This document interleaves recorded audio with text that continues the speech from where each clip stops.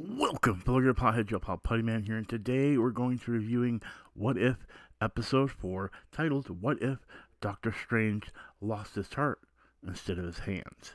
Now, if at any point you do enjoy this video or this review or this Easter eggs, make sure you go ahead and hit that like button, and also make sure you go ahead and hit that subscribe button as well. So, with that being said, we are going to be talking about the new episode of What If Doctor Strange Lost His Heart instead of his hands. This was one I wasn't expecting, but it's a very interesting one, and it is a very enjoyable. I wouldn't say it would be my top one. Um, Definitely feel like their prior episodes I like better. But with that being said, I want to just jump right into the Easter eggs and get started with the first one. Now, for the first thing I want to go ahead and point out is the recognizable change with the relationship between I can't think of her name, Rachel McAdams' character, Christine Palmer. That's what it was, Christine Palmer. And she actually does go on a date with Doctor Strange, um, which of course the car accident that was set up for him to lose his hands definitely changes in the situation. So when the title says loses his heart, ain't talking about physical. Anyway, let's continue. Now, this actually confirms what I was hoping and praying would be a part of this episode. So, for those unaware, you hear Doctor Strange say he's looking for Cagliostro, or the Lost Library of Cagliostro. In the MCU, this is a reference to the dark arts of Dormammu and the pathway to dark magic. But then when we got to this scene, I was curious if they were going to get to Oben and Cagliostro himself, which is the name of the same of one and the same character. And then we see this guy, and at first I didn't think that was him, and you'll clearly see why when I show you the picture. But this is him. This is him from the comic books.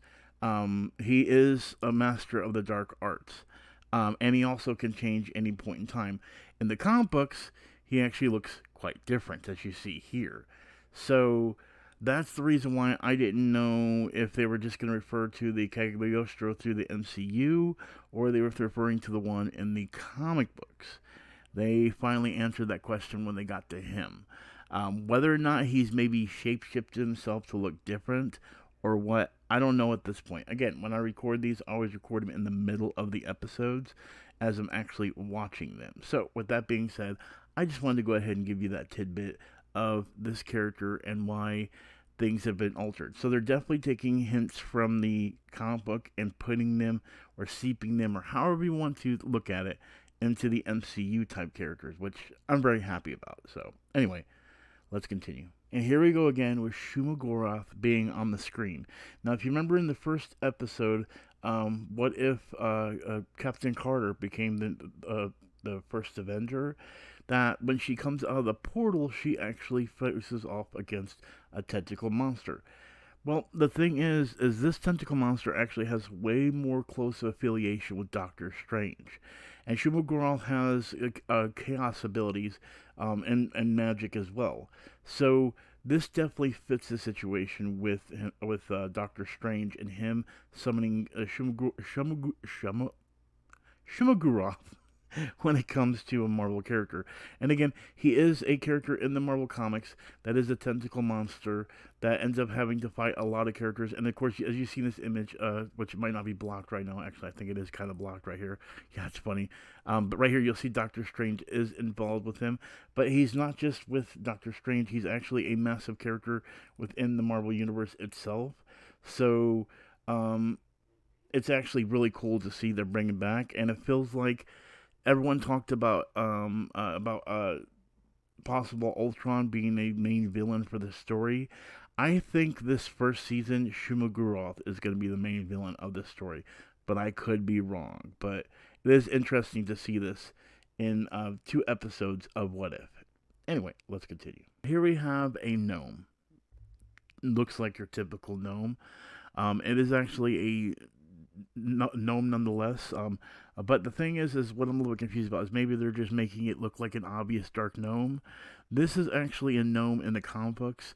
It is actually a part of Asgard, and it is a magical creature. So it is understandable to see him first focusing on something small like a gnome. So um, whether this is the same gnome they're referring to from the comic books, or if it's a gnome that they just made on their own, this is the only gnome I know a reference to.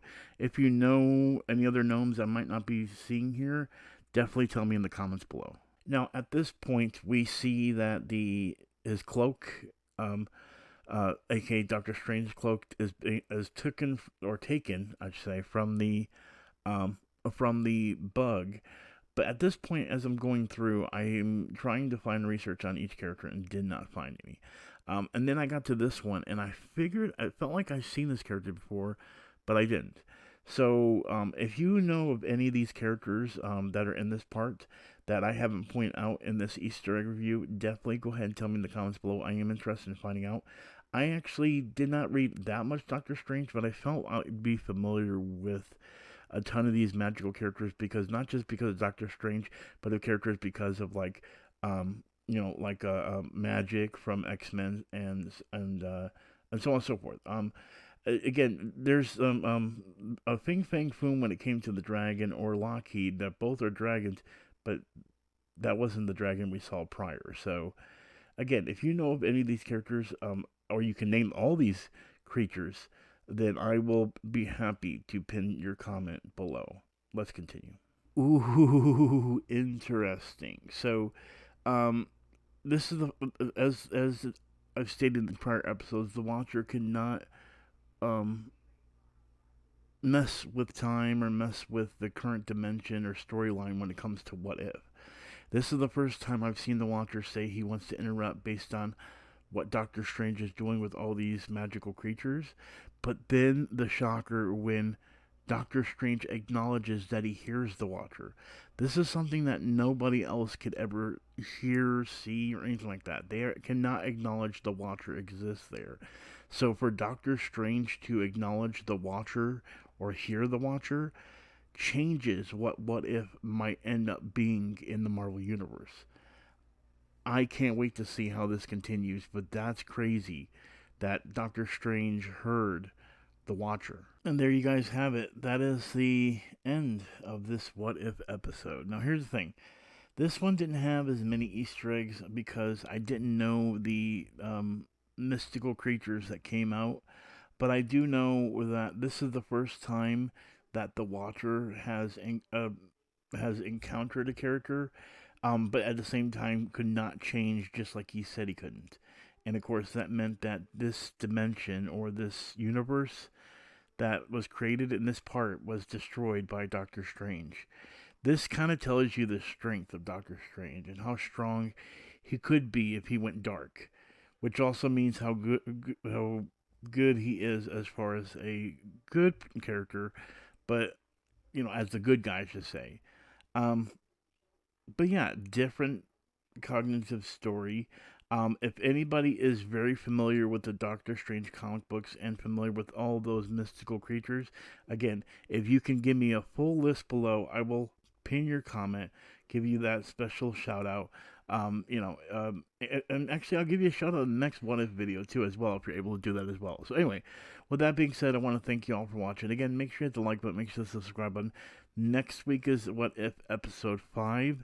Since it's not gonna be Doctor Strange, I think I'm gonna be a lot more familiar with it. But with that being said, as always, Putty Man, Garen Potheads, and do not forget roll a die score. Peace out. I'll talk to you all in the next video.